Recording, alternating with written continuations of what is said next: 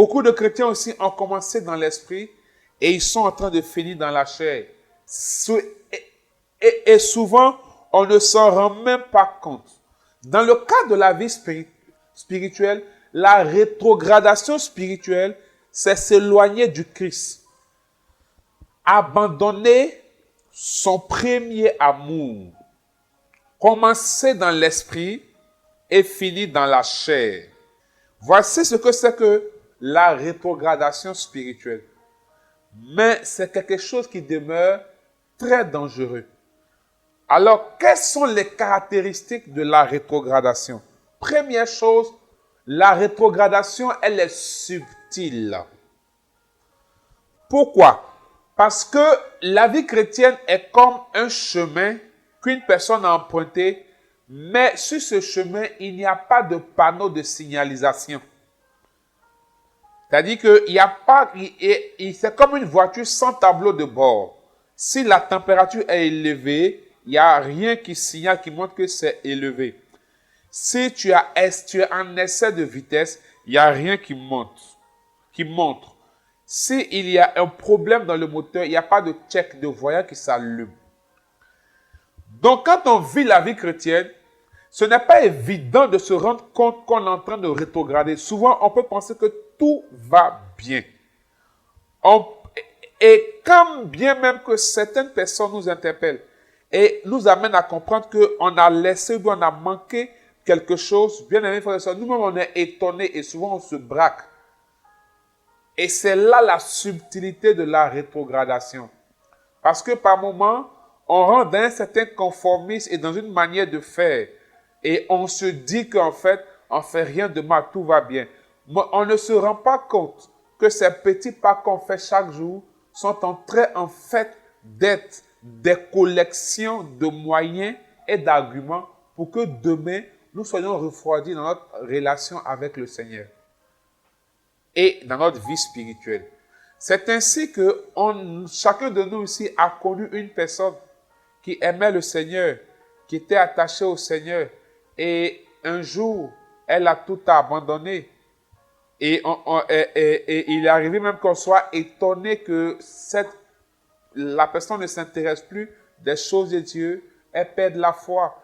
Et on ne pouvait même pas penser que ça allait arriver. Et souvent même, la personne elle-même ne pouvait pas penser. La personne elle-même ne pouvait pas se rendre compte qu'en fait, elle était en train d'aller à la rétrogradation. Et c'est tellement subtil là. Deuxième caractéristique, c'est que la rétrogradation, elle est progressive. Lorsqu'on tombe dans une certaine routine, dans certaines habitudes et dans certaines manières qui nous envoient à la rétrogradation, dans les choses dans lesquelles nous sommes, petit à petit, c'est comme si on monte la pente. Petit à petit, on avance là-dedans, on mûrit là-dedans. La rétrogradation n'est pas soudaine. Elle n'est pas subite, mais elle est subtile et elle est progressive. C'est-à-dire, tu vas lentement, mais sûrement, tu vas arriver à la rétrogradation.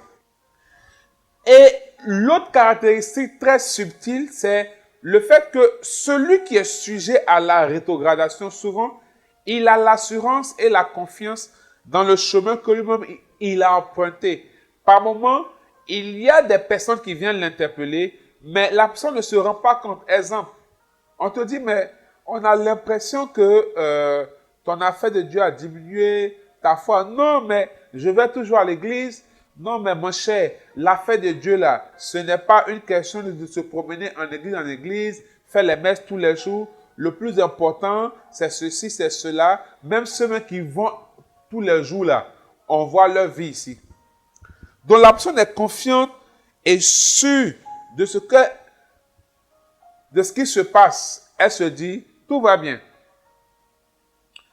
Elle ne se rend pas compte que au début de sa conversion, hier et aujourd'hui, il y a quelque chose qui manque. Il y a quelque chose qui a sauté, qui n'est plus là. C'était le problème des chrétiens d'Éphèse dans le livre de l'Apocalypse chapitre 2. C'était le problème des chrétiens d'Éphèse.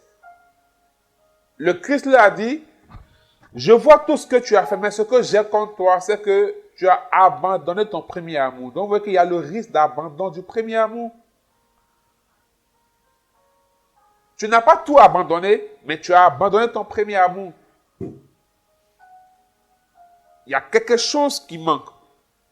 La rétrogradation est comparable à une personne à qui on propose de l'eau propre, de l'eau potable, de l'eau pure, mais qui accepte volontairement d'aller boire de l'eau sale.